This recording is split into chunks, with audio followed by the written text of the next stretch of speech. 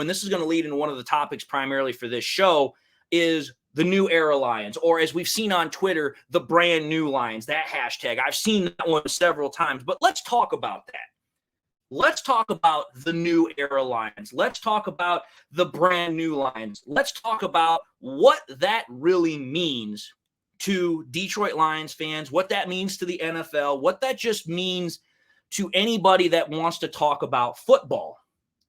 What that means is the S.O.L days, the S.O.L mindset, the S.O.L, oh, the Lions this, the Lions that, they suck, they can't do this. Knock it off. Let it go. Bury it, burn it, get rid of it.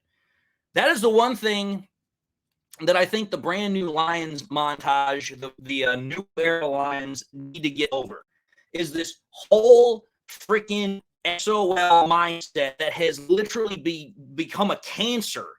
A literal cancer in the Lions communities, in the YouTube community in some areas, and also in just local media. I mean, you just take a look at this permeating mindset that has dominated the Lions for so long, is this S.O.L, same old Lions mindset. And it's like, dude, I've said this before since I played sports, I played football. Your mindset, your attitude will get the results that you have. If you have a negative attitude, you're going to get bad results. If you have a positive attitude, more often now you're going to have positive results. If you have this constant impending mindset, then that's what you're going to get. You can't constantly keep looking at the Lions and say, hey, every time they have a bad game or two, then, well, it's same old Lions. No, that's not the way the game works. The game, it ebbs and flows. It has trends.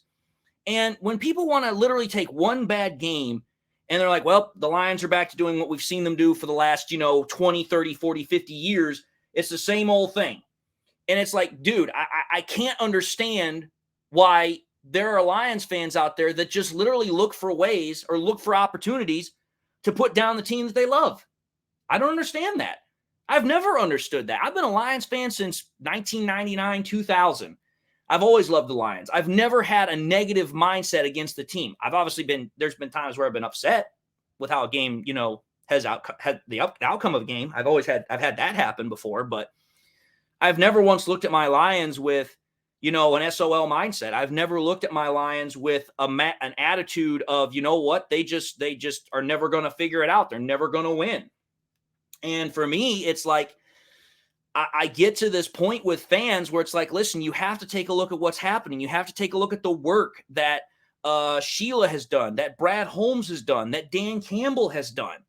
The work that they have put into these last 2 years is nothing short of absolute miraculous. They have literally, you have to understand where this team was a couple of years ago. We had the Jim Caldwell era where the team was at least consistently winning. It wasn't necessarily dominating people, but it was consistently winning. Like, come on now, let's call it for what it is. The Lions under Caldwell had what, a 36-28 record? That's a winning record. We went 9-7 or better in 3 of the 4 years under Caldwell. We were a winning football program. We were a winning team. And then the resurgence of the dark era kind of came back with the Quinn Trisha years, where we took a team that was winning and it completely regressed.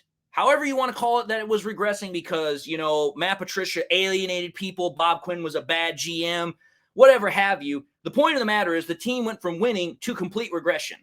Okay, you completely cut that out. You get rid of Quinn, you get rid of Matt Patricia.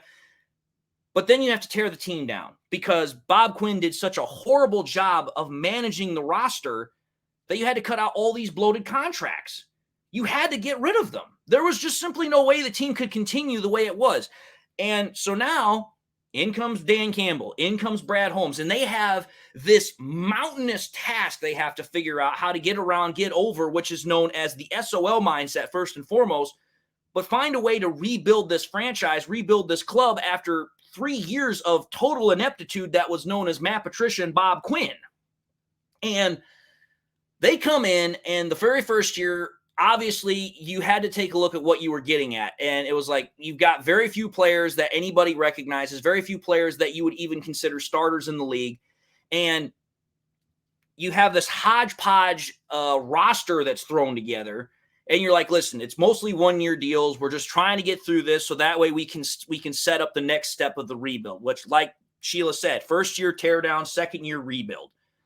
And now you've seen those results come through. The first year, yeah, we go 3-13-1. It's a bad year. Nobody likes it. Nobody likes it at all. But then you get to the second year and you start seeing the work being put in. You start seeing the fruit come out. You start seeing it. Granted, you got to have patience. And that's the one thing I know Lions fans don't have right now, a lot of patience. But you have to have patience. You have to let it grow. You have to let it manifest. You have to let it develop.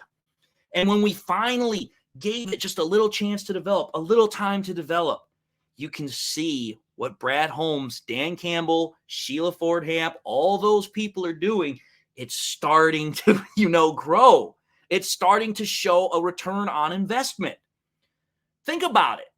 Brad Holmes, in his first 2 years, has delivered dynamite freaking drafts.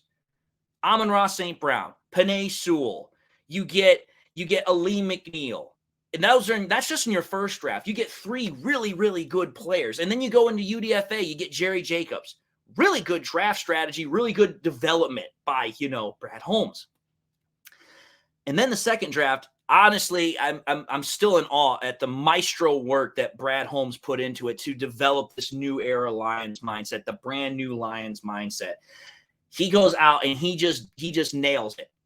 He gets Aiden Hutchinson. He makes a brilliant trade with the Vikings to, go get Jamison Williams. He drafts Josh Pascal. He gets a ball hawk in the 3rd round known as Kirby Joseph. He gets a tackling machine in the 6th round, Malcolm Rodriguez.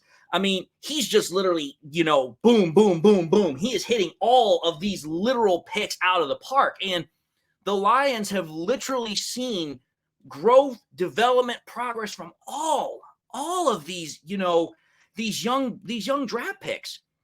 So when you take a look at what the new era Lions is, the brand new Lions is, it's a young team full of hope. It's a young team full of promise. It's a young team full of development. It's a team that we as Lions fans can finally be proud of. No longer have to defend ourselves. Oh, maybe next year. No, there is no next year. There is no light at the end of the tunnel except for a freight train coming through. And the freight train is the Detroit Lions. We're going to be taking over the league in the next year or two. Mark my words. Put it down on paper. You heard it here.